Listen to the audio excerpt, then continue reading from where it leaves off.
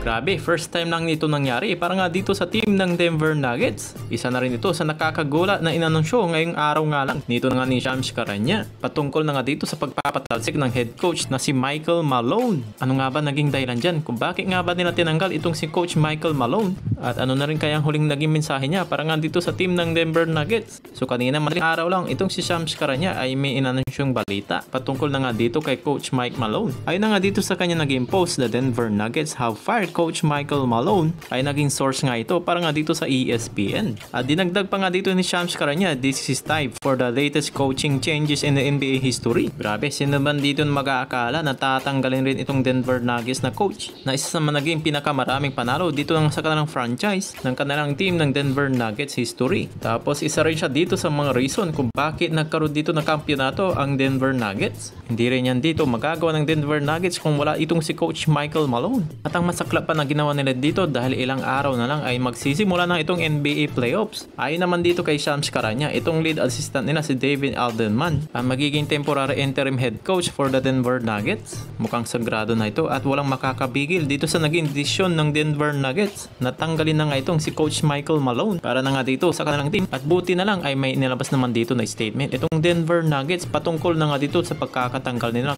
kay Coach Michael Malone. Ayon na nga dito sa kanilang inilabas na statement, the championship level standard and expectations remain in place for the current season. And as we look for the future, we look forward to building on the foundation laid by Coach Malone over his record-breaking 10-year career in Denver. Abay, ganun-ganun lang siya dito basta tinanggal itong si Coach Michael Malone. Grabe rin nga dito yung kanyang ginugol para nga dito sa team. At heto na ata ang pinaka-nakakalungkot na balita patungkol na nga dito sa kanila. Ay ganun lang inilabas ng kanilang statement ng Denver Nuggets patungkol na nga dito kay Coach Michael Malone. Napakasakit talaga yung mga pre, ano? At in-explain naman dito ni Shams Charania ang ilan sa mga dahilan kung bakit nga ba tinanggal ito na nga si Coach Michael Malone. Ay na nga dito kay Shams Charania, nasa 4 losses straight na itong Denver Nuggets. Tapos meron daw hindi magandang ugnayan ito sa kanilang general manager na si Calvin Booth. Kaya naman dito sa naging issue na yan ay meron nga sila ditong dapat gawin na meron pagbabago ngayon. So alin man dito sa kanila na dapat meron ditong matanggal para na nga dito sa team ng Nuggets. Dito na nga sa kanilang dalawa ng Coach Michael Malone. Kaya naman itong kanilang general manager na si Calvin Booth. Talagang nakakasyak nga itong binalita ni Shams Charania. Kahit nga itong kanilang general manager na si Calvin Booth ay hindi rin dito makapaniwala. Ay nasama nga rin siya dito sa pagkakatanggal para na nga dito sa team ng Denver Nuggets bukod nga dito kay Coach Michael Malone. Matapos pala dito sa anunsyo na yan, nagkaroon rin dito ng pagkakataon para ma-interview itong si Coach Michael Malone.